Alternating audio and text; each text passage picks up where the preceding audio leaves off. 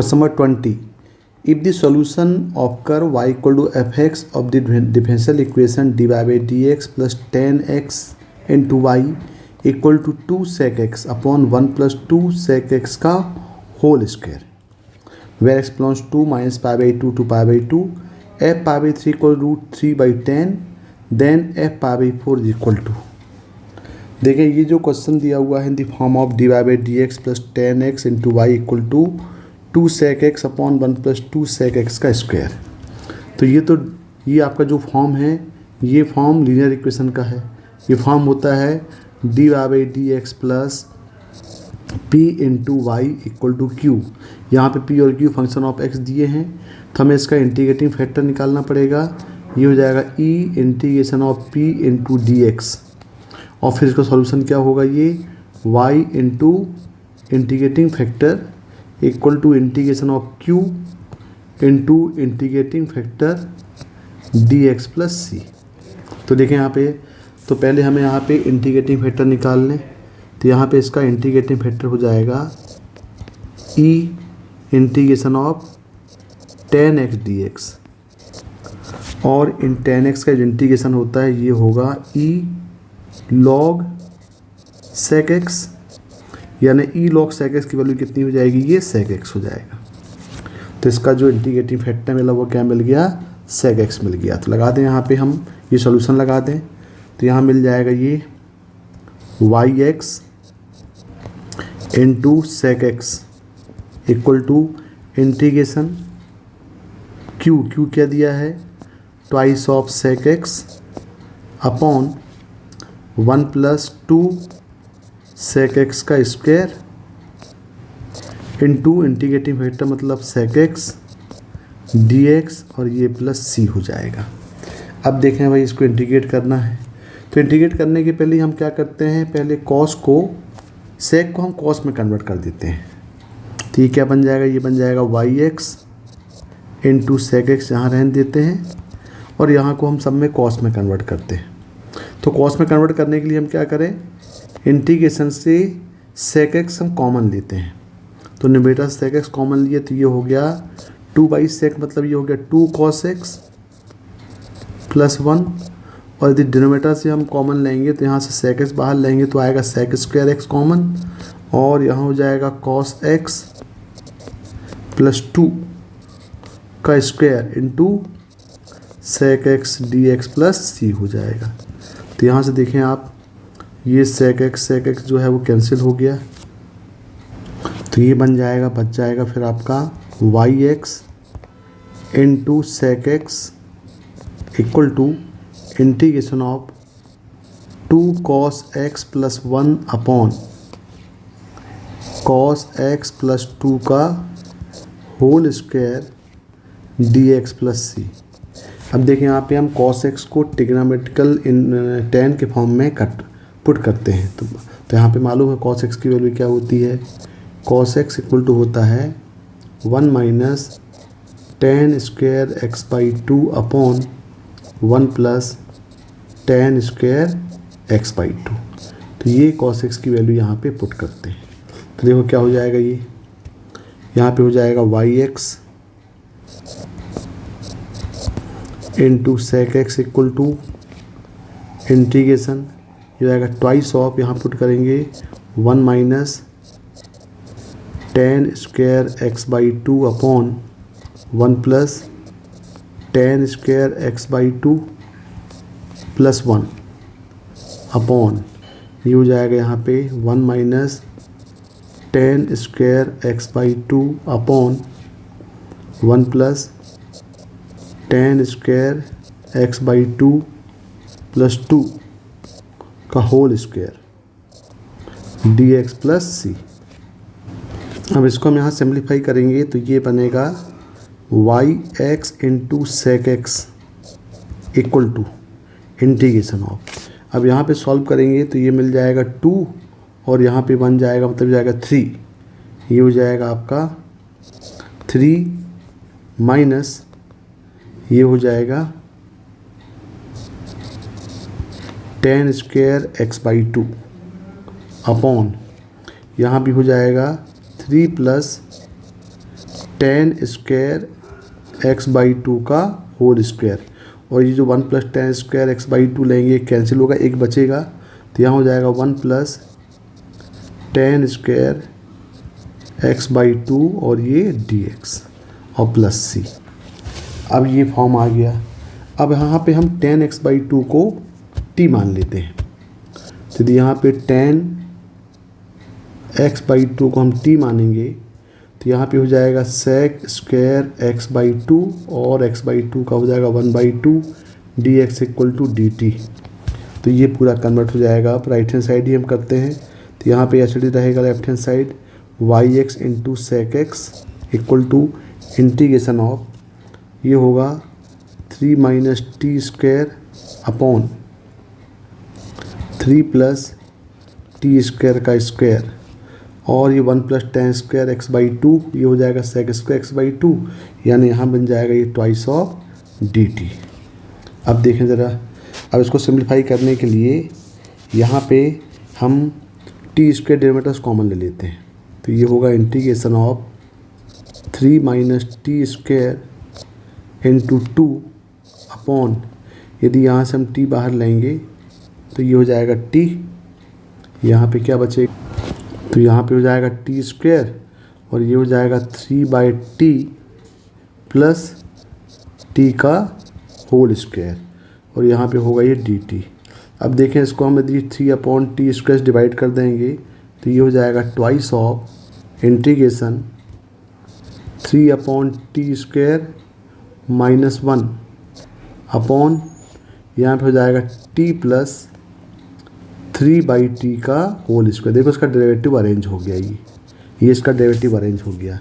मतलब यदि यहाँ पे हम टी प्लस 3 बाई टी को यू मानेंगे तो ये हो जाएगा 1 minus 3 upon T square D T equal to हो जाएगा ये डी यू। तो यहाँ पुट कर दें तो क्या आ जाएगा, ये इक्वल टू आएगा यहाँ पे minus twice of D you upon you square, और ये इक्वल टू हो जाएगा 2 अपॉन यू प्लस सी। अब यहाँ पे हम यू की वैल्यू पुट कर दें इन टर्म्स ऑफ टी, और टी को पुट कर दें इन टर्म्स ऑफ 10, तो देखें क्या बन गया, ये बना Y x into sec x equal to, अब यहाँ पे हो गया 2 और u की वैल्यू कितनी है, ये है 3 प्लस 3 बाई टी और ये प्लस सी। अब यहाँ पे t की वैल्यू क्या दिया है, देखो t दिया हुआ है यहाँ पे 10x बाई टू, तो t को रिप्लेस कर दें 10x बाई टू से, तो ये हो जाएगा y x into sec x equal to 2 upon, ये बन जाएगा 10x by two plus 3 upon 10 square x by two plus c. अब यहाँ पे हमें सी निकालना है, तो सी के लिए देखें वैल्यू क्या दिया हुआ है, हमें कांस्टेंट निकालने के लिए अब हमें यूज़ करना पड़ेगा।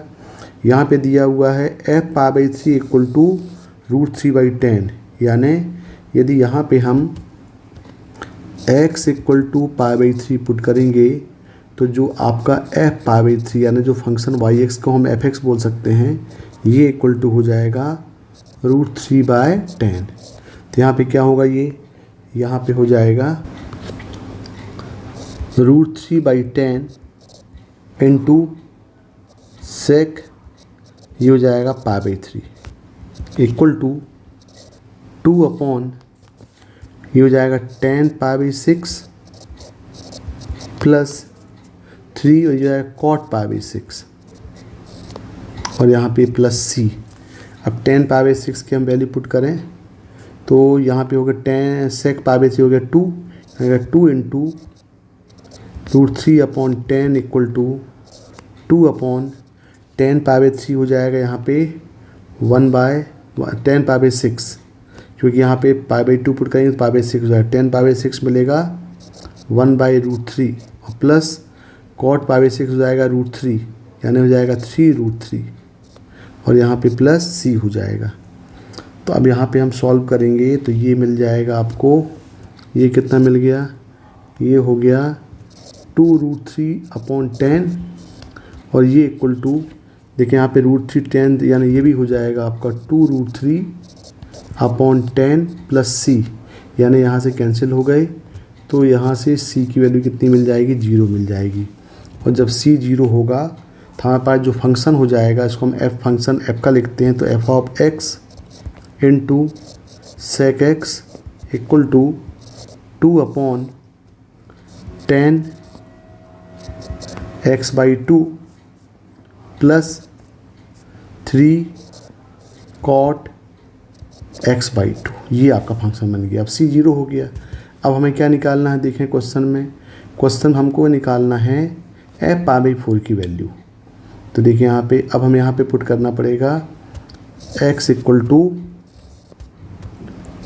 π/4।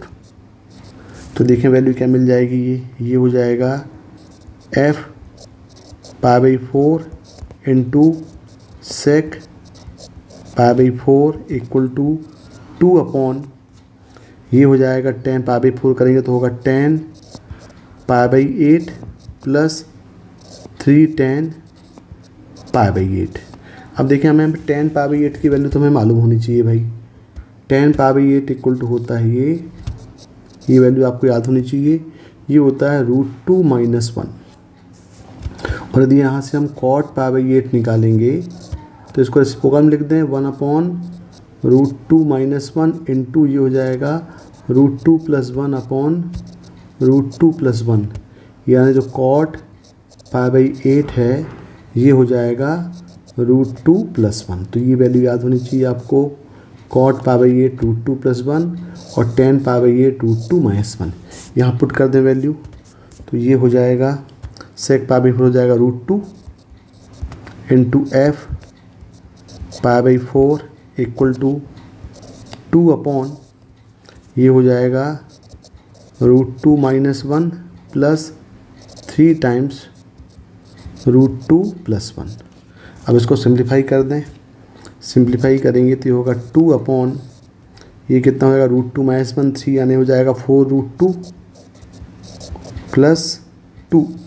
यदि यहाँ से हम 2 कॉमन ले लें तो ये हो जाएगा 1/2√2 + 1। अब यहाँ देखें, अब ये आपके पास √2 इंटू एफ π/4 ये इक्वल टू 1/2√2 + 1 आ गया। तो यहाँ पे f π/4 कितना हो जाएगा, ये √2 से ला करके यहाँ पे क्रॉस मल्टीप्लाई करेंगे तो 1/2 इंटू 2 मतलब हो जाएगा 4 प्लस √2। अब इसका हम कर दें रेशनलाइजेशन, तो 4 - √2/4 - √2, यानी ये हो जाएगा 4 - √2/16 - 2, यानी हो जाएगा ये 14। तो इसका आंसर कितना आएगा, 4 - √2/14। मतलब इसका आंसर जो है ये क्वेश्चन नंबर 20 का आंसर 4 होगा। थोड़ा लेंदी क्वेश्चन था ये। IIT मेन 2025 29 जनवरी शिफ्ट 2। देखें question number 21। If 24 integration 0 to π/4 sin mod of 4x - π/12 plus box of 2 sin x dx equal to 2y plus alpha where x denote the greatest integer function then alpha is equal to। तो इसमें दो आपको integral form दिया हुआ है, एक modulus function का है और एक ग्रेटेस्ट इंटीजर फंक्शन का है। देखिए पहले हम लेके चलते हैं, I1 मान लेते हैं, I1 equal to 0 to π/4 box of 2 sin x और ये dx। अब देखें यहाँ पे हमें यदि बॉक्स ऑफ 2 sin x को इंटीग्रेट करना है तो यहाँ पे हमें मालूम है कि sin x की जो रेंज होती है ये लाई करेगी -1 और 1 के बीच में, और 2 sin x की रेंज जो है ये हो जाएगी -2 और 2 के बीच में। अब यहाँ पे हमारे पास जो इंटरवल दिया हुआ है ये दिया है 0 से π/4, यानी यदि हम इसकी इंटीग्रल वैल्यू निकालें तो क्या क्या इंटीग्रल वैल्यू मिलेगी यहाँ पे 2 sin x इक्वल टू ये जो बॉक्स की वैल्यू हम लें तो ये वैल्यू क्या क्या मिलेगी -2 -1 0 1 और 2। लेकिन हमारे पास जो इंटरवल दिया है वो 0 से π/4 दिया है, तो 0 से π/4 में ये हमारे पास 2 sin x की वैल्यू इंटीजर वैल्यू क्या क्या मिल सकती है, ये मिलेगी -1, 0 और 1, यानी sin x की वैल्यू जो होगी ये -1/2, 0 और 1/2 होगी।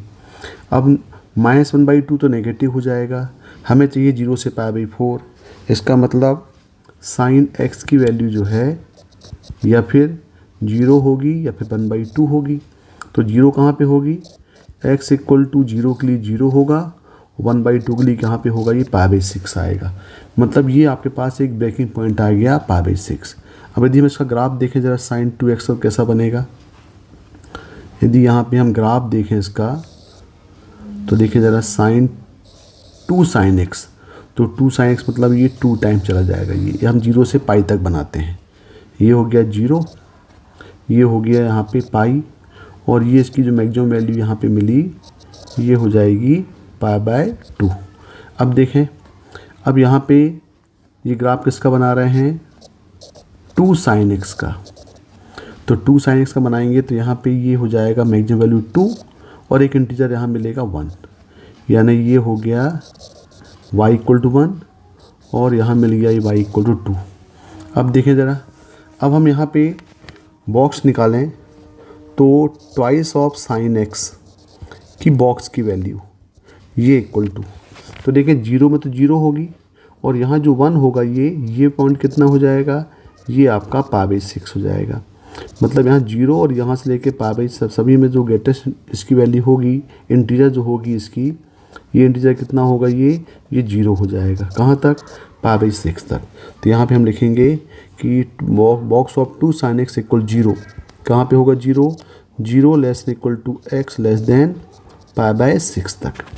अब देखें π/6 से आगे बढ़ेंगे तो देखो π/6 में इसकी वैल्यू कितनी हो जाएगी, ये 1 हो जाएगी। अब यहाँ 1 होगा, अब जो भी वैल्यू यहाँ पे π/6 से π/2 के बीच में आएगी सभी के लिए इसकी बॉक्स की वैल्यू कितनी हो जाएगी, 1 हो जाएगी। लेकिन हमारे क्वेश्चन में जो वैल्यू पूछा है वो पूछा है π/4 तक। तो यदि हम यहाँ पे π/4 तक लेंगे तो इसकी वैल्यू कितनी हो जाएगी, 1 हो जाएगी। तो 1 π/6 < x π/4 तक हम ले लें। तो अब यहाँ पे हम इजीली इंटीग्रेट कर सकते हैं। तो I1 = क्या हो गया, ये I1 = 0 से पहले हम ब्रेक करेंगे π/6 में। तो π/6 में बॉक्स ऑफ 2 sin x की वैल्यू हो जाएगी 0 और फिर प्लस π/6 से लेकर के π/4 तक, तो ये बॉक्स ऑफ 2 sin x की वैल्यू हो जाएगी यहाँ पे 1 × dx। और इसको सॉल्व करेंगे तो ये हो जाएगा = 0 प्लस π/4 माइनस π/6 दैट इज = π/12, यानी जो I1 की वैल्यू होगी वो कितनी हो गई, π/12 हो गई। अब हम देखते हैं I2।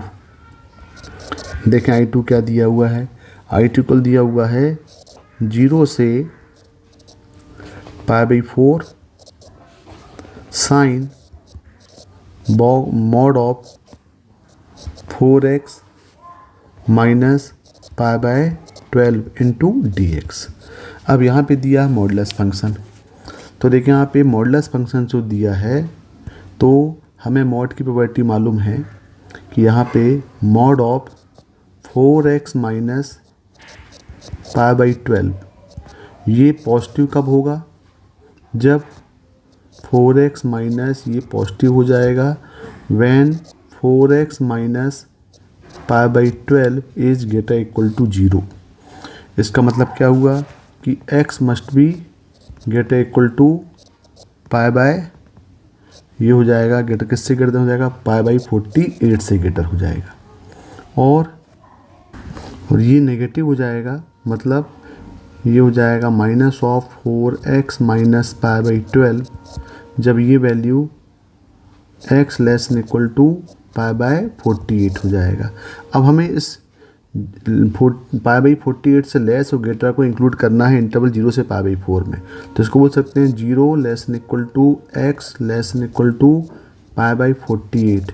तो ये में इसमें नेगेटिव हो जाएगा और π/48 से ग्रेटर मतलब ये हो जाएगा π/48 < x लेस देन π/4, इस इंटरवल में वैल्यू क्या हो जाएगी, ये पॉजिटिव हो जाएगी। तो देखिए इसको हम ब्रेक करें, मतलब इसका जो ब्रेकिंग पॉइंट आएगा वो क्या होगा, यहाँ पे ब्रेकिंग पॉइंट आपके पास 48 हो जाएगा। तो यहाँ पे हो जाएगा ये 0 से π/4, पहले चलेंगे π/48। तो ये जो मोड है वो नेगेटिव हो जाएगा। जब नेगेटिव होगा तो साइन ऑफ माइनस थीटा क्या होता है, माइनस साइन थीटा। मतलब ये हो जाएगा minus of sine 4x minus π/12 into dx, और प्लस फिर ये π/48 से अपर लिमिट π/4 तक ये पॉजिटिव होगा। तो साइन थीटा यानी sine 4x minus π/12 into dx। अब हम इसको सिंपल इंटीग्रेट कर दें। अब यहाँ पे करेंगे साइन का इंटीग्रेशन करेंगे तो होगा माइनस कॉस, माइनस माइनस हो जाएगा प्लस, मतलब ये हो गया। तो इसका इंटीग्रेशन हो जाएगा cos 4x minus π/12 dividing by coefficient of x मतलब 4, और लिमिट अप्लाई हो जाएगी 0 से π/48, और ये साइन का हो जाएगा माइनस कॉस, तो यहाँ आएगा minus cos 4x minus π/12 bye 4, और यहाँ पे लिमिट अप्लाई होगी π/48 टू π/4। अब इसको सॉल्व कर लें। इसको सॉल्व करेंगे तो पहले हो जाएगा यहाँ पे इक्वल टू कॉस 4 इंटू π/48 करेंगे तो ये हो जाएगा π/12, यानी हो जाएगा कॉस 0 हो जाएगा यहाँ पे 1, माइनस यहाँ पे हो जाएगा ये कॉस, यहाँ पे फिर पुट करेंगे 0 तो हो जाएगा कॉस ऑफ माइनस π/4 मतलब कॉस π/4, तो ये जाएगा कॉस π/4 नहीं π/12 डिवाइडिंग बाय 4, और फिर यहाँ पे ये हो जाएगा आपका, तो यहाँ पे हो जाएगा कॉस पाई इंटू π/4 मतलब पाई, कॉस पाई माइनस थीटा होता है minus cos theta, minus minus हो जाएगा यहाँ प्लस, पूरा का हम ले लें तो ये हो जाएगा प्लस कॉस π/12, और यहाँ पुट करेंगे π/48 मतलब हो जाएगा π/12 यानी कॉस 0 हो जाएगा 1, तो माइनस यानी पी हो जाएगा +1 अपॉन 4 हो गया। अब इसको पूरा सॉल्व करें तो ये कैंसिल हो गया, इक्वल टू 1 + 1 2/4, यानी इसकी वैल्यू हो गई 1/2। तो देखें I2 इक्वल टू वैल्यू हो गई 1/2 और I1 इक्वल हो गया π/12। अब यहाँ पुट कर दें तो I इक्वल टू हमारा जो क्वेश्चन बना था वो क्या था, I इक्वल टू 24, हमने इसको लिया था I1 + I2, तो यहाँ पे आ जाएगा 24, I1 की वैल्यू है π/12 और I2 की वैल्यू है 1/2। ये हम सॉल्व करेंगे तो यहाँ मिल जाएगा ये 24 को इंसाइड करेंगे तो ये मिल जाएगा 2π + 12, और यहाँ पे क्या दिया हुआ है इसको हमें इक्वेट करना है, गिवन एक्सप्रेशन दिया है 2π + α, तो यहाँ पे ये है 2π + α, कंपेयर करेंगे तो यहाँ पे क्या मिल जाएगा, अल्फ़ा इक्वल टू मिलेगा 12, मतलब इसका आंसर 12 होगा। तो क्वेश्चन नंबर 21 का आंसर 12 होगा। Question number 22, if limit t tends to 0 इंटीग्रेशन 0 to 1 3x + 5 power t dx whole power 1/t equal to α/5e 8/5 power 2/3, तो हमें अल्फ़ा की वैल्यू निकालना है। तो देखिए ये limit t tends to 0 integral of 0 to 1 3x + 5 power t whole power 1/t। तो एक काम करते हैं, पहले हम इसको इंटीग्रेट करते हैं इनसाइड वाला पोर्शन को। यदि यहाँ पे हम इनसाइड वाले पोर्शन को इंटीग्रेट करें तो देखें क्या हो जाएगा, ये होगा लिमिट t टेंड्स टू 0, तो ये हो जाएगा 3x + 5 यानी x की पावर n का फॉर्म है, तो x की पावर n+1/n+1 यानी ये होगा 3x + 5 पावर t+1 अपॉन, यहाँ पे 3 भी होगा क्योंकि कोफिशिएंट ऑफ x भी आएगा, अपॉन t+1, और इसकी लिमिट लग जाएगी 0 to 1, और इस पूरे की जो पावर है ये पावर कितनी हो जाएगी, ये पावर है 1/t। तो देखिए इसको सॉल्व करेंगे तो ये हो जाएगा लिमिट t टेंड्स टू 0। अब यहाँ पे पुट करेंगे पहले 1 तो हो जाएगा 8 की पावर t+1, फिर पुट करेंगे 0 तो हो जाएगा -5 की पावर t+1 अपॉन 3t+1 और होल पावर ये हो जाएगा 1/t। अब देखें ज़रा यहाँ पे, अब ये आपके पास बन गया फॉर्म ऑफ fx की पावर gx। क्या फॉर्म बन गया, fx power of gx limit x tends to, चलो हम a मान लें। तो जब यहाँ पे हम ये फॉर्म है तो ये फॉर्म यदि limit x tends to a fx equal to 1 और limit x tends to a fx यदि टेंड्स टू इन्फिनिटी आता है तो ये कहलाता है 1 की पावर इन्फिनिटी फॉर्म। और जब भी कोई लिमिट fx की power gx limit x tends to यदि 1 की पावर इन्फिनिटी फॉर्म बनता है तो इसकी लिमिट होती है l equal to e power limit x tends to a gx into fx -1। इस फॉर्म में इसको हम कन्वर्ट करते हैं। तो देखें यहाँ पे पहले चेक करते हैं लिमिट। अब लिमिट यदि यहाँ पे हम देखें कि लिमिट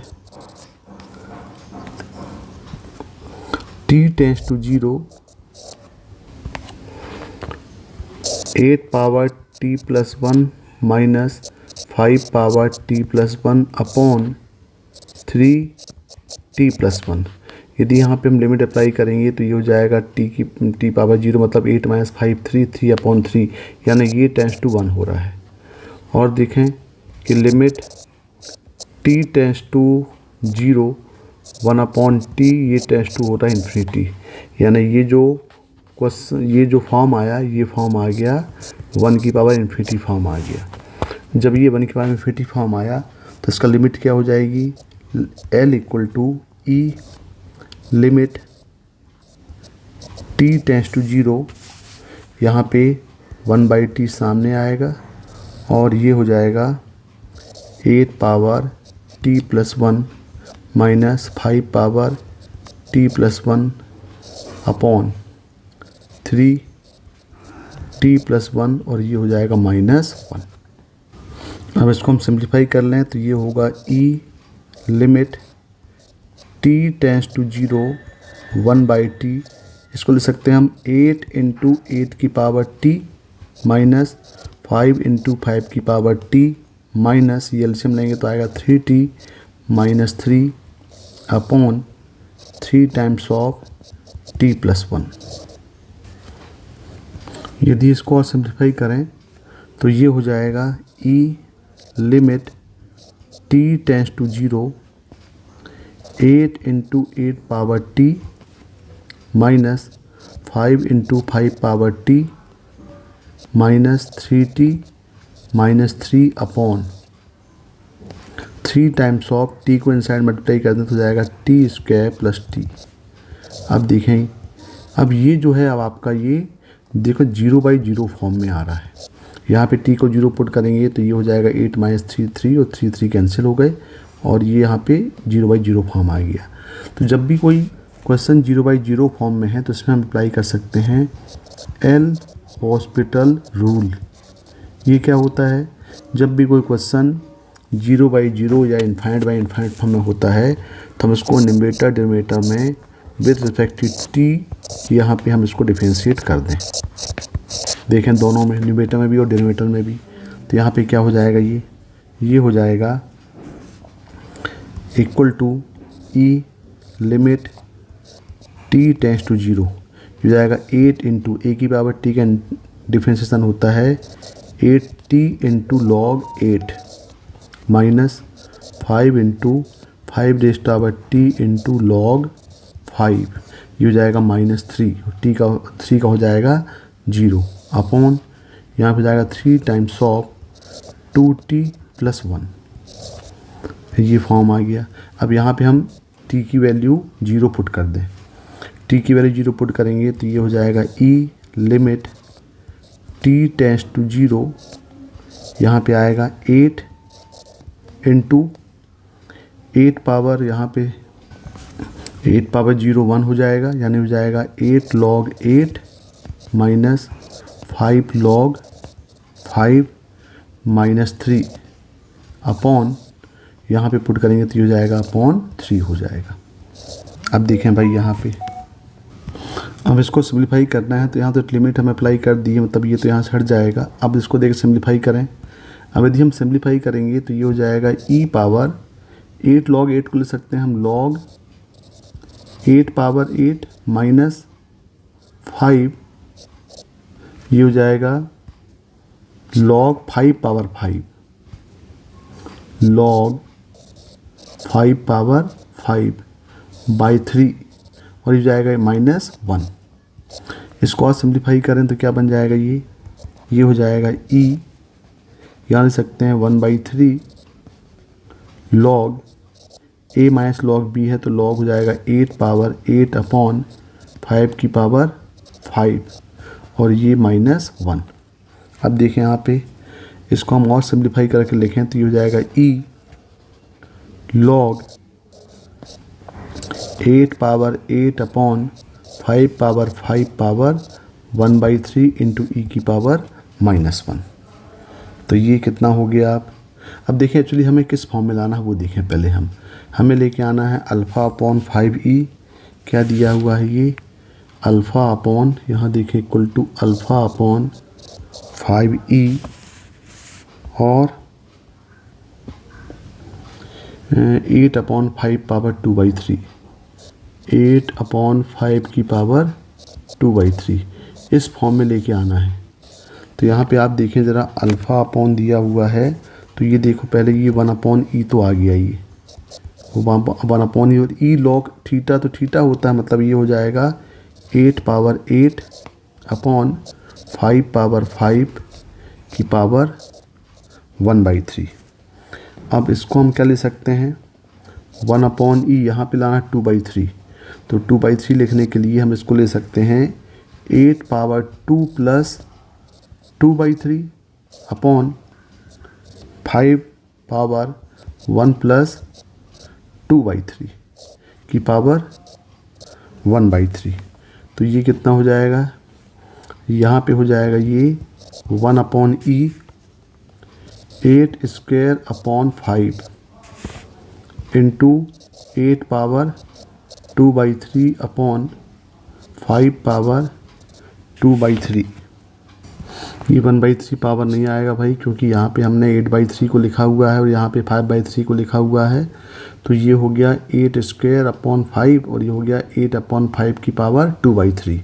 तो ये पूरा इसको हम ले सकते हैं। अब ये हो गया 1 अपॉन 5 ई बाहर हो गया, यहाँ पे हो गया ये 64 इंटू 8 अपॉन 5 की पावर 2/3। अब इसको हम कंपेयर कर लें गिवन एक्सप्रेशन के साथ। क्या दिया हुआ है अल्फ़ा अपॉन 5e 8 अपॉन 3 की पावर 2/3। कंपेयर करेंगे, देखें यहाँ पे अल्फ़ा की वैल्यू क्या मिलेगी, यहाँ पे सिंपल 64। तो इसका आंसर क्या आएगा 64 आंसर इसका आएगा। इसका जो आंसर है क्वेश्चन नंबर 22 का ये होगा 64। Question number 23, let A1 A2 A3 up to A2024 are in AP such that A1 plus A5 plus A10 plus A15 up to A2020 plus A2024 equal to 233, then A1 plus A2 plus A3 up to A2024 का हमें सम निकालना है। अब देखें यहाँ पे question में दिया हुआ है कि A1 A2 A3 up to A2022 A2023 और A2024 ये सब किस में दिए हैं AP में दिए हैं। तो हमारे पास प्रॉपर्टी है AP की कि sum of the first and last term will be equal to second and second last term will equal to third and third last term. यानी we know that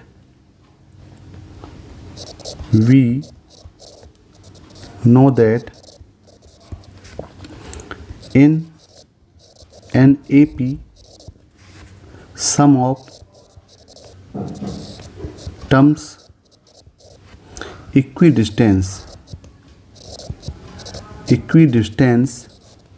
from ends are equal। मतलब ये हुआ कि कोई भी series, simple हम example दिए आपको लें कि भाई यदि हमारे पास दिए गए हैं 1 3 5 7 9 11, तो यहाँ देखें कि 1 और फर्स्ट और लास्ट का सम यानी ये 12 होगा, 3 और 9 का सम भी 12 होगा, 5 और 7 का सम भी 12 होगा। यानी जब ये सीरीज एपी में होते हैं तो sum of the first and last, second sum of second last, sum of third and third last all are equal. तो यहाँ पे क्या मिल जाएगी कंडीशन हमको, यहाँ मिल जाएगी कि A1 plus A2024 equal to A2 plus A2023 equal to A5 plus A2020 equal to A10 plus ये हो जाएगा 2015 ऑल आर इक्वल। जब ये इक्वल हैं तो हमारे पास जो सम दिया हुआ है वो क्या दिया हुआ है, ये दिया हुआ है A1 प्लस, इसको लिखते हैं हम A1 प्लस A2024 को एक साथ लिखते हैं, प्लस रेस्ट ऑफ टर्म दिया हुआ है A5 plus A10 plus A15 up to A2020 और इन सब का सम दिया हुआ है 2233। अब यहाँ पे देखें कि आप देखें यहाँ पे कितने टर्म्स हैं। यदि हम इन टर्म्स को निकालें यहाँ पे तो देखिए यहाँ पे 5 है, 10 है, फिर ये 15 है, अप टू 2020 है।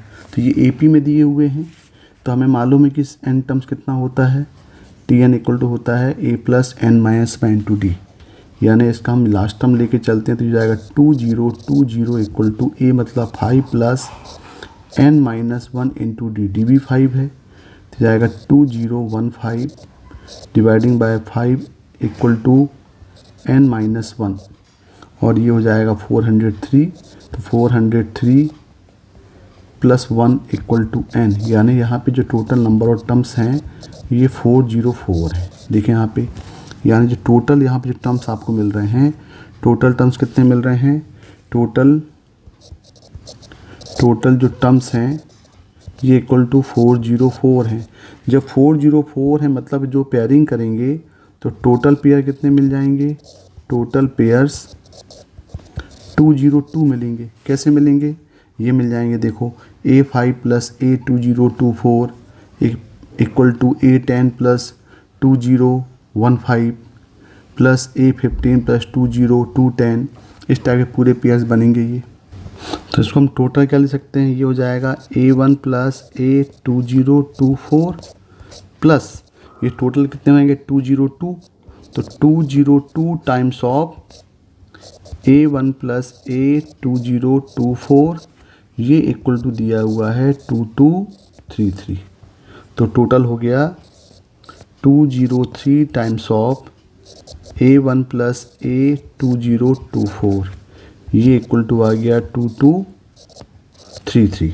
तो यहाँ से हम निकाल सकते हैं A1 plus A2024 equal to 2233 dividing by 203 और ये कैंसिल होकर कितना आएगा 11 आएगा। तो यहाँ से हमारे पास वैल्यू मिल गई A1 plus A2024 equal to मिल गया ये 11 मिल गया। अब देखें हमें क्या निकालना है क्वेश्चन में, क्वेश्चन निकालना है कि sum of all the terms from A1 to A2024, यानी हमें जो निकालना है S equal to A1 plus A2 plus A3 up to A2024। तो हमने पढ़ा हुआ है SN का फॉर्मूला क्या होता है, SN इक्वल टू होता है ये n/2 2a plus n minus one into D. ये फॉर्मूला यहाँ पे हम अप्लाई कर दें तो ये हो जाएगा, टोटल टर्म्स कितने दिए हैं 2024/2, या फिर एक काम करते हैं, एक और लगा सकते हैं भाई, S N equal to N by two A plus L भी होता है यदि फर्स्ट टर्म और लास्ट टर्म मालूम है तो यहाँ पर जाएगा ए वन प्लस ए 2024, ये वैल्यू मालूम है, तो जाएगा 2024 बाई 2 इंटू इसका सम कितना आ रहा है, ये तो सबका सम आ रहा है 11, और इसको हम सॉल्व करेंगे तो इसका आंसर आएगा 11132। तो इसका आंसर कितना होगा 11,132, 11132 इसका आंसर हो जाएगा। Question number 24, let the integer A B belongs to -3 to 3 be such that a plus b not equal to 0, then the number of all the possible ordered pairs of ab for which mod of z minus a upon z plus b equal to 1 and determinant of z plus 1 omega omega square omega z plus omega square 1 omega square 1 z plus omega equal to 1. Z belongs to complex number where omega and omega are the roots of the equation of x square plus x plus 1 equal to 0 is equal to। तो यहाँ पे आपके पास दो equation दिए गए हैं। एक हमें निकालना है ordered pair A B belongs to -3 से 3 जहाँ पे a plus B not equal 0 होना चाहिए, और यहाँ दिया हुआ है mod of z minus A upon z plus B equal to 1, और दूसरी कंडीशन दी है एक डिटरमिनेंट दिया हुआ है जो इक्वल टू 1 है। तो देखिए पहले हम इस मॉड को सॉल्व करते हैं। तो कॉम्प्लेक्स नंबर में mod of z1 upon z2 क्या होता है, mod of z1 upon z2 equal to, ये सेपरेट मोड में कन्वर्ट हो जाता है, mod of z1 upon mod of z2। तो ये हो जाएगा mod of z minus A upon mod of z plus B equal to 1, और इसको पर हम लिख सकते हैं कि mod of z minus A equal to mod of z plus B. तो ये हमें पास इक्वेशन नंबर 1 मिल गया। दूसरा देखें, इस डिटरमिनेंट को हम सॉल्व करें। यदि हम इसको सॉल्व करेंगे तो देखें यहाँ पे, अब यहाँ पे दिया हुआ है कि x square plus x plus 1 equal 0, ये एक क्वाड्रेटिक इक्वेशन दिया हुआ है। तो इसके जो रूट्स होते हैं 1 ओमेगा, इसके रूट्स जो होंगे वो ओमेगा और ओमेगा स्क्वायर होंगे। तो यहाँ पे जब इसके रूट्स हैं, यहाँ थोड़ा देख लें इसको कि 1 plus X square equal to 0, इसके रूट्स होते हैं omega and omega square. Omega की वैल्यू होती है -1 प्लस आई रूट 3/2, और इसका conjugate omega square equal to हो जाएगा -1 माइनस आई रूट 3/2। और यदि हम यहाँ पे क्यूब रूट ऑफ यूनिटी ले लें तो 1 प्लस ओमेगा स्क्वायर का जो सम है वो हो जाएगा 0। तो ये प्रॉपर्टी लेने के लिए यहाँ पे हम कुछ प्रॉपर्टी यहाँ अप्लाई कर दें। यहाँ पे अप्लाई कर देते हैं R1 tense to R1 plus R2 plus R3। तो क्या हो जाएगा, देखें ये हो जाएगा Z plus 1 omega omega square, मतलब ये Z हो जाएगा। यहाँ पे भी देखो, यहाँ भी Z हो जाएगा। 1 ओमेगा ओमेगा स्क्वायर 0 हो गया। यहाँ भी देखें आप 1 प्लस ओमेगा स्क्वायर 0 हो गया। यहाँ बचा ओमेगा, ये बचा ओमेगा स्क्वायर, यहाँ पे Z प्लस ओमेगा स्क्वायर 1, यहाँ पे 1 और Z plus omega equal to 1 हो गया। और देखें यहाँ से हम Z कॉमन ले लें। यदि यहाँ से हम Z यहाँ से कॉमन ले लें तो यहाँ पे क्या बच जाएगा, ये क्योंकि कोई भी डिटरमिनेंट से हम पर्टिकुलर रो या पर्टिकुलर कॉलम से कॉमन ले सकते हैं। तो यहाँ पे क्या हो गया, ये 1 हो गया। अब 111 को हम 00 में कन्वर्ट कर दें तो यहाँ पे हम प्रॉपर्टी लगा देते हैं C2 tense to C2 minus C1 और C3 tense to C3 minus C1। तो देखिए यहाँ पे क्या हो जाएगा, ये हो जाएगा Z आउटसाइड, यहाँ ये हो जाएगा 1 ओमेगा और ये ओमेगा स्क्वायर, ये हो जाएगा 0। यहाँ पे हो जाएगा Z plus omega square minus omega, और ये हो जाएगा 1 माइनस ओमेगा स्क्वायर। यहाँ पे भी 0 हो जाएगा, ये हो जाएगा 1 माइनस ओमेगा और यहाँ पे हो जाएगा Z plus omega minus omega square equal to 1। अब इस डिटरमिनेंट को हम सॉल्व कर लेते हैं। अब इस डिटरमिनेंट को सॉल्व करेंगे तो देखिए यहाँ पे क्या होगा, ये जेड और यहाँ पे आएगा Z plus omega square minus omega into Z plus omega minus omega square minus 1 minus omega into 1 minus omega square equal to 1। अब इसको हम पूरा ओपन कर लें ब्रैकेट को। यहाँ पे पूरा ब्रैकेट ओपन करेंगे तो यहाँ पे जेड आउटसाइड है, ये हो जाएगा Z square plus Z omega minus Z omega square plus Z omega square, फिर हो जाएगा plus omega cube minus omega 4 minus Z omega minus omega square और प्लस हो जाएगा ओमेगा क्यूब, और फिर उसके बाद हो जाएगा माइनस ऑफ, इसको भी ब्रैकेट ओपन कर लें तो यहाँ हो जाएगा ये 1 माइनस ओमेगा स्क्वायर और प्लस होगा ये ओमेगा क्यूब, ये इक्वल टू कितना है 1 है। अब देखिए यहाँ पे हम सिंप्लीफाई करेंगे तो ये पूरा टर्म यहाँ पे सब कैंसिल आउट हो जाएगा। देखिए जेड ओमेगा से यहाँ पे माइनस जेड ओमेगा कैंसिल हो गया, जेड ओमेगा स्क्वायर से जेड ओमेगा स्क्वायर कैंसिल हो गया। यहाँ चाहे तो हम ब्रैकेट ओपन कर दें, यदि यहाँ ब्रैकेट ओपन करेंगे तो क्या हो जाएगा देखेंगे, यदि यहाँ पे हम ब्रैकेट ओपन करेंगे तो ये सबके साइन चेंज हो जाएंगे, ये हो जाएगा -1, ये हो जाएगा प्लस ओमेगा, यहाँ प्लस ओमेगा स्क्वायर, ये हो जाएगा माइनस ओमेगा क्यूब। तो देखिए माइनस ओमेगा क्यूब से ओमेगा क्यूब कैंसिल हो गया, यहाँ पे देखें आप ओमेगा स्क्वायर से ओमेगा स्क्वायर कैंसिल हो गया, और ओमेगा क्यूब 1 होता है तो ये भी 1 कैंसिल हो गया, और ओमेगा 4 होता है माइनस ओमेगा, ये ओमेगा भी कैंसिल हो गया। तो यहाँ पे क्या मिला, यहाँ मिल गया जेड क्यूब इक्वल टू 1, और जेड क्यूब इक्वल टू 1 इसका मतलब ये हुआ कि इसके फैक्टर बनेंगे जेड -1 और Z square plus Z plus 1 equal to 0। तो इसके रूट्स क्या क्या हो जाएंगे, जेड इक्वल टू 1, और इसको हमने पहले भी डिस्कस कर चुके हैं, यहाँ पे दिया भी है कि x square plus x plus 1 के रूट्स क्या होते हैं, ये होगा एक्स इक्वल टू ओमेगा और ओमेगा स्क्वायर। इसका मतलब कि जेड की वैल्यू यहाँ पे हमारे पास आ गई 1 ओमेगा और ओमेगा स्क्वायर। अब देखें हमारे पास जो इक्वेशन दिया हुआ क्या दिया है, इसको सेटिस्फाई कराएं। तो यहाँ जो इक्वेशन दिया हुआ है ये दिया है mod of Z minus A equal to mod of Z plus B. अब हमें देखना है कि इसमें कौन को, इसको हम अभी सेटिस्फाई कर रही हैं।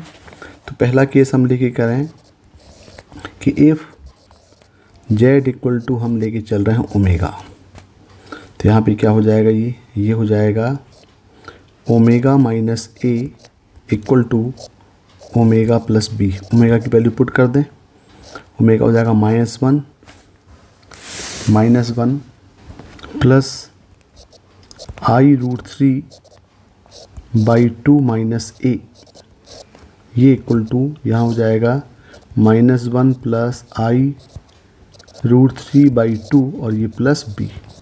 अब इसको ज़रा सिंप्लीफाई करें यहाँ पे, तो यहाँ पे हम रियल पार्ट को एक साथ ले जाएं तो -1/2 और माइनस ए प्लस I√3/2 का मॉड इक्वल टू यहाँ भी हो जाएगा -1/2 प्लस बी, और ये हो जाएगा plus I√3/2।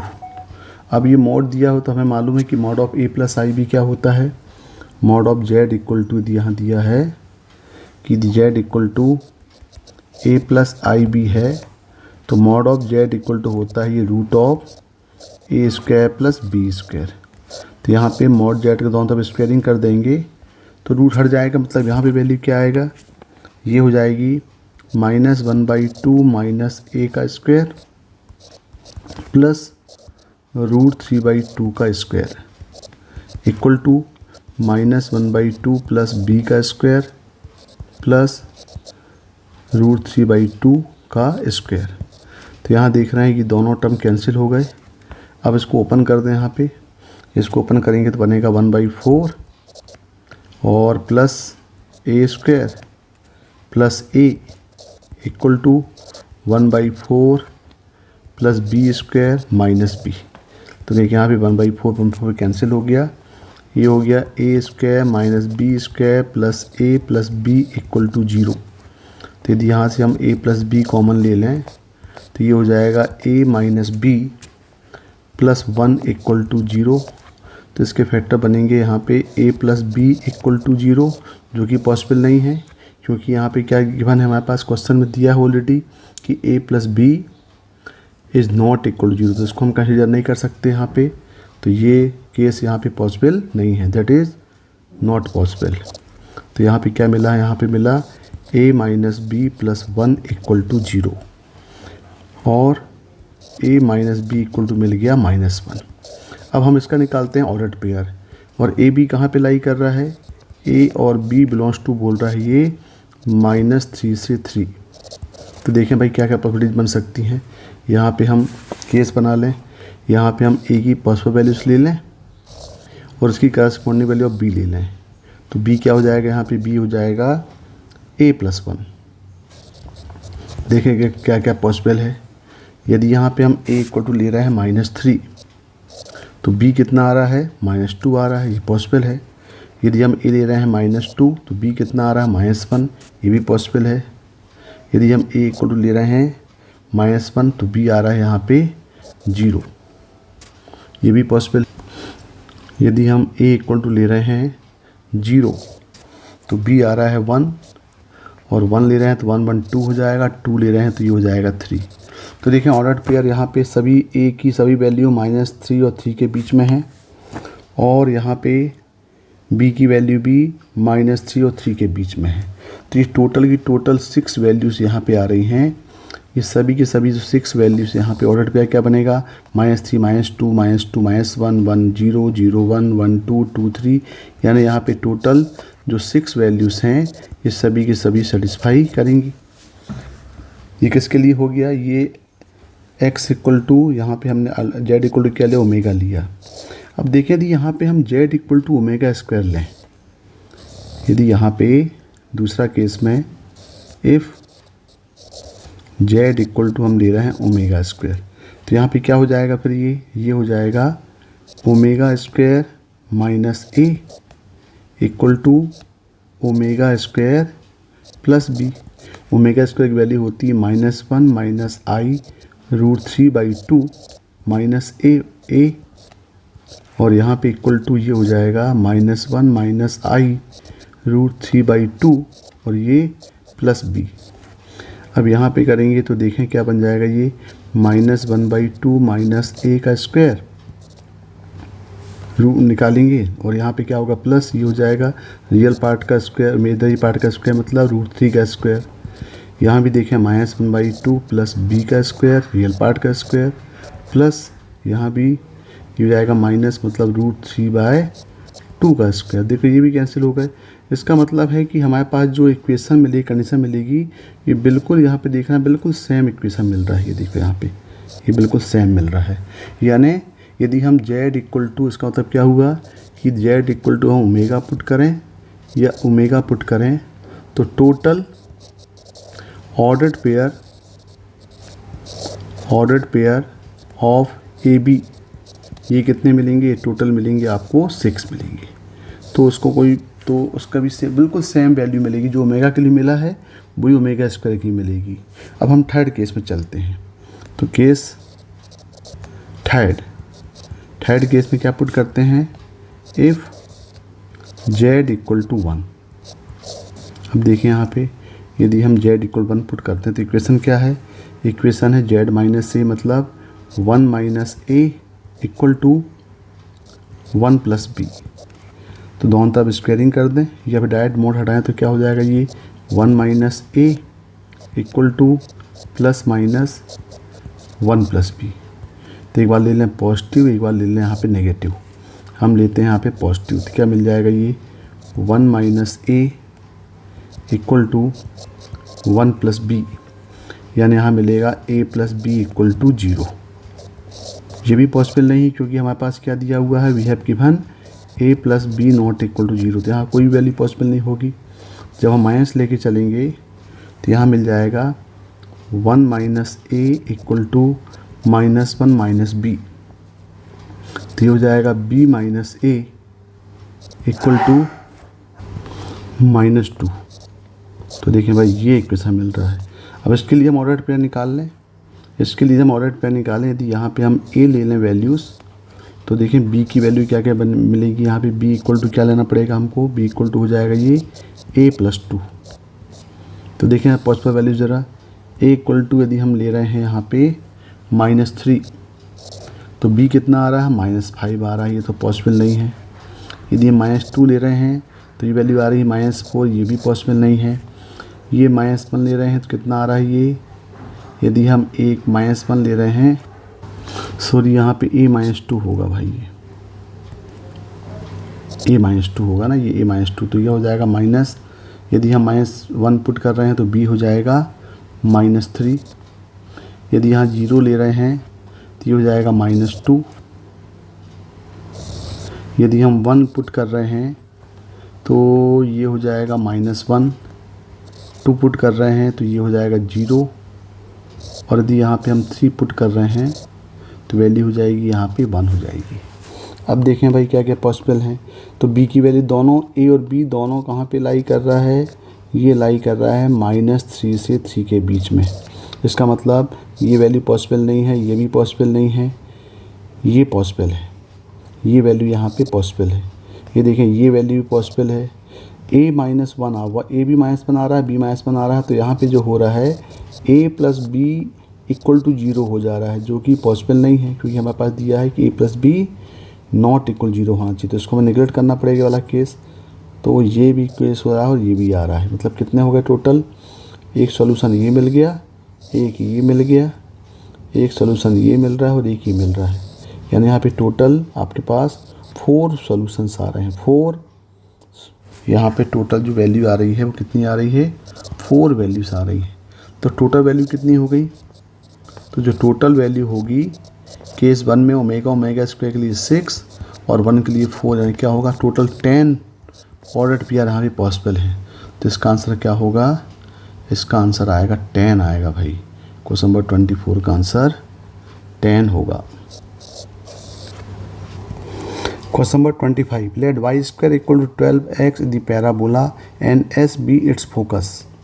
Let PQ be the focal chord of the parabola such that SP into HQ equal to 147/4, and let C be the circle described taking PQ as diameter. If the equation of the circle C is 64x² plus 64y² minus alpha x minus 64√3y equal to beta, then beta minus alpha is equal to। तो देखिए यहाँ पे आपके पास equation दिया हुआ है, equation y² equal to 12x, जो कि एक राइट हैंडेड पैराबोला है। तो यहाँ पे 4a इक्वल टू हो जाएगा 12, तो यहाँ पे a कितना होगा 3 हो जाएगा। इसका मतलब इसका जो फोकस होता है, ये फोकस होता है a और 0, तो यहाँ पे जो फोकस s है ये हो जाएगा 3 और 0। यानी यहाँ देखें एक पैराबोला दिया हुआ है which is right handed parabola, जिसके वर्टेक्स जो है वर्टेक्स है यहाँ पे 0 0, ये 0 और 0 है, और यहाँ पे फोकस s हो गया, ये हो गया 3 और 0।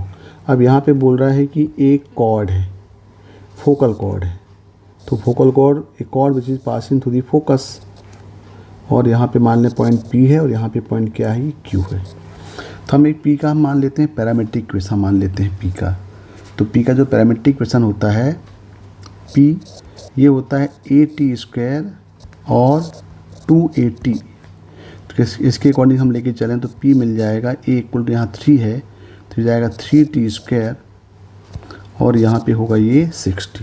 मतलब ये P के कोऑर्डिनेट मिल गए 3T² और 60। अब देखें यहाँ पे PQ जो है वो फोकल कॉर्ड है, since PQ is focal cord. तो जब फोकल कॉर्ड है तो यहाँ पे क्या होता है कि T1 T2 इक्वल टू होता है -1। यानी हम ये T1 T2 की हेल्प से यदि हमारे पास फोकल कॉर्ड का एक कोऑर्डिनेट मालूम है तो हम उसका दूसरा कोऑर्डिनेट निकाल सकते हैं। यानी हम टी के प्लेस में -1/t पुट कर दें तो यहाँ जो q है ये q हो जाएगा a/t² और -2a/t। तो इसके अकॉर्डिंग हम लेके चलें तो q की जो कोऑर्डिनेट्स होंगे ये मिल जाएंगे 3/t² और -6/t। तो यहाँ देखें जो p है ये मिल गया, q क्या मिल गया फिर, ये मिल गया 3/t² और -6/t। अब देखें क्वेश्चन क्या बोल रहा है कि let's see with the circle describe taking PQ as diameter. इस PQ को हम डायमीटर मान के यहाँ पे एक सर्किल बनाने के लिए बोल रहा है। इस टाइप से कुछ सर्किल बनाने के लिए बोल रहे हैं। हम PQ को डायमीटर मान के एक सर्किल बनाएं जो कि इस फॉर्म में आएगा और यहाँ से हमें अल्फा बीटा निकालना है। तो देखिए ज़रा इक्वेशन ऑफ सर्किल क्या दिया पहले वो देखें।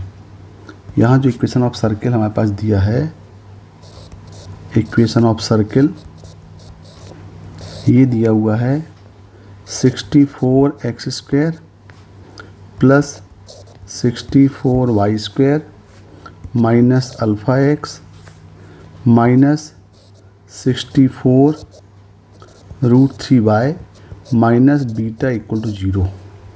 तो इसको यदि हम perfect form x² plus y² plus 2gx plus 2ay प्लस c के फॉर्म में लाएं तो सभी को 64 डिवाइड कर दें तो ये हो जाएगा x² plus y² minus alpha upon 64 into x minus 64√3 upon 64 y minus beta by 64 equal to 0। तो ये हो गया आपका जनरल इक्वेशन ऑफ सर्किल। तो इसके जो सेंटर हैं ये सेंटर होते हैं -g और -f। तो 2g इक्वल टू कंपेयर करेंगे तो इसके सेंटर हो जाएंगे यहाँ पे अल्फ़ा अपॉन 2 इंटू 64 मतलब 128 और f माइनस f और माइनस g और -f तो ये हो जाएगा √3/2। ये मिल जाएंगे, इसके सेंटर मिल जाएंगे सर्किल के। अब देखें यहाँ पे जब यहाँ पे क्वेश्चन में बोल रहा है कि PQ जो है वो सर्किल का डायमीटर है तो जो PQ का मिड पॉइंट होगा वो सर्किल का सेंटर होगा। यदि हम M मान लें तो यहाँ पे हम P इसका मिड पॉइंट निकाल लें कि मिड पॉइंट ऑफ, यहीं से निकाल लेते हैं mid point of PQ which is the centre of circle. तो क्या मिल जाएगा, यहाँ पे मिल जाएगा ये 3/t² प्लस 1/t²/2 और 6 times of t minus 1/t/2। तो यहाँ देखें यहाँ पे कैंसिल करेंगे तो ये हो जाएगा 1, ये हो जाएगा 3 टाइम्स। अब देखें आपके पास ये भी सेंटर है और ये भी सेंटर है। जब हम दोनों इक्वेशनों को कंपेयर कर लें, ये हम इक्वेशन नंबर 2 बोलें और इक्वेशन नंबर 1 बोलें क्योंकि ये सेंटर जो वो सर्किल से निकला है और ये सेंटर एज पर क्वेश्चन है जो कि फोकल कॉर्ड के एंड पॉइंट्स को डायमीटर मान के हमें एक सर्किल फॉर्म करना है। तो भाई एंड पॉइंट्स ऑफ डायमीटर का जो मिड पॉइंट होगा वो सर्किल का सेंटर हो जाएगा। तो दोनों के जो कोऑर्डिनेट सेंटर के हम कोइंसाइड करते हैं। यदि यहाँ पे कोइंसाइड करें तो क्या मिलेगा, देखो यहाँ से 3 टाइम्स ऑफ, ये मिल जाएगा यहाँ से 3 times of t minus 1/2 equal to ये हो जाएगा √3/2। दोनों के y कोऑर्डिनेट कंपेयर कर लें तो यहाँ से मिलेगा t minus 1/t equal to ये मिल गया 1/3√2 नहीं 2√3 हो जाएगा क्या, हाँ ये 3 कैंसिल होगा तो क्या हो जाएगा, ये मिल जाएगा 2√3 मिल गया। देखिए ये मिल गया इक्वेशन 1। यदि हम दोनों के x कोऑर्डिनेट को कंपेयर कर लें तो यहाँ पे क्या हो जाएगा, ये है 3/2 t² plus 1/t² equal to alpha upon 128। तो यहाँ से इसको सॉल्व करें तो हो जाएगा 3/2, इसको ले सकते हैं t माइनस 1/t का whole square plus 2 equal to alpha upon 128। यहाँ से t minus 1/t value put कर दें तो हो जाएगा 3/2, ये हो जाएगा 1/2 √3 का स्क्वायर मतलब 1/12 plus 2 equal to alpha upon 128। तो यहाँ पे वैल्यू मिल जाएगी ये 3/2 इंटू ये हो जाएगा 25/12 इक्वल टू अल्फ़ा बाय 128। तो यहाँ से देखें कुछ कैंसिल आउट होगा, ये हो जाएगा आपका, ये हो जाएगा 1, ये हो जाएगा 4, ये हो जाएगा 8। तो 8 कैंसिल करेंगे तो यहाँ मिल जाएगा 16, यानी यहाँ पे अल्फ़ा स्क्वायर इक्वल टू मिलेगा 25 इंटू 16, यानी यहाँ से अल्फ़ा स्क्वायर की वैल्यू मिल गई 400 मिल गई भाई। ये मिल गया, कितना मिल गया, ये 400 मिल गया। जब ये अल्फ़ा स्क्वायर 400 मिल गया तो देखें ज़रा,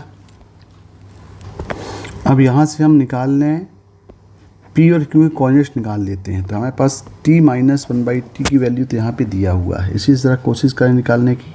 देखें यहाँ पे t - 1/t इक्वल दिया हुआ है 1/2 √3। तो इसको लिख सकते हैं हम t माइनस कंपेयर करके निकाल सकते हैं, ये हो जाएगा 4 - 3 अपॉन 2 √2।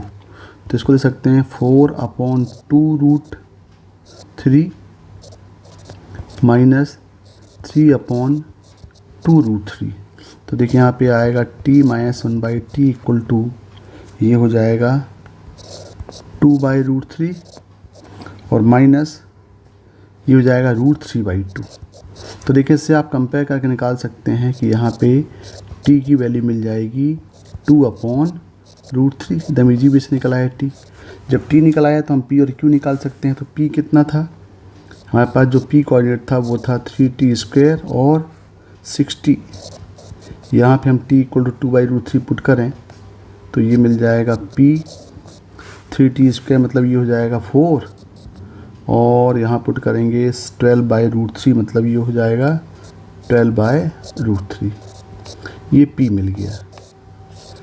जब यहाँ पे p कोऑर्डिनेट मिल गया तो आपको मालूम है कि p जो है वो एक गिवन सर्कल में लाई करेगा। तो हम क्या करें, इस सर्कल को इस पॉइंट p से हम पास करा दें। तो क्या बोल सकते हैं यहाँ पे कि point P 4 and 12/√3 lies on given circle. तो गिवन सर्कल का इक्वेशन क्या है, ये इक्वेशन था x² plus y² minus alpha bye 64 x minus √3y minus beta by 64, ये इक्वल टू 0 था। यहाँ पे हम क्या पुट कर दें, यहाँ पुट कर दें, इसको पास करा दें 4 और 12/√3 से, और यहीं पे हम चाहें तो पुट कर दें बीटा की वैल्यू कितनी, बीटा भी निकालना है, अल्फ़ा की वैल्यू पुट कर दें। यहाँ अल्फ़ा स्क्वायर कहाँ से गया, अल्फ़ा है भाई ये, भैया हम बोले अल्फ़ा स्क्वायर कहाँ से गया, अल्फ़ा की वैल्यू पुट कर दें। तो देखें अल्फ़ा की वैल्यू पुट करेंगे तो क्या हो जाएगा, यहाँ पुट करेंगे तो यहाँ पे आ जाएगा ये 16 प्लस y² मतलब ये हो जाएगा 144/3 माइनस अल्फ़ा की वैल्यू पुट करना हो जाएगा 400 डिवाइडिंग बाय 64 इंटू x मतलब 4 माइनस √3 इंटू वाई की वैल्यू पुट कर दें 12/√3 minus beta by 64 equal to 0। तो यहाँ हो जाएगा 16 प्लस, तो ये हो जाएगा 3 4 जा यानी हो जाएगा 48 माइनस ये हो गया 1600 डिवाइडिंग बाय 64, ये माइनस हो जाएगा 12 और minus beta upon 64 equal to 0। तो ये 12 माइनस 16 माइनस 12 हो जाएगा 4 और 48 हो जाएंगे यहाँ पे 52। तो 52 माइनस ये हो जाएगा 1600 dividing by 64 minus beta upon 64 equal to 0। तो यहाँ से कितना हो जाएगा, बीटा यहाँ से निकालेंगे तो बीटा हो जाएगा 52 इंटू 64 माइनस 1600, ये मिल गई बीटा की वैल्यू। अब हमें निकालना क्या है, हमें निकालना है बीटा माइनस अल्फ़ा की वैल्यू। तो बीटा माइनस अल्फ़ा बीटा है 52 × 64 माइनस 1600 और minus beta minus alpha, alpha आया है 400। तो ये हो गया, इसको मल्टीप्लाई करेंगे तो ये हो जाएगा आपका 3328 माइनस हो जाएगा 2000। तो इसका जो आंसर ये आएगा 1328, यानी यहाँ पे बीटा माइनस अल्फ़ा की जो वैल्यू आएगी ये आएगी 1328। तो देखिए ये तो डायरेक्ट इजी वे से इसको हमने सॉल्व कर लिया। हालांकि यहाँ पे आप ये जो दिया हुआ है कि SP × SQ का जो प्रोडक्ट है इसका यूज भी हम कर सकते थे, लेकिन हमने इसको दूसरी मेथड सॉल्व किया है। Okay, thank you.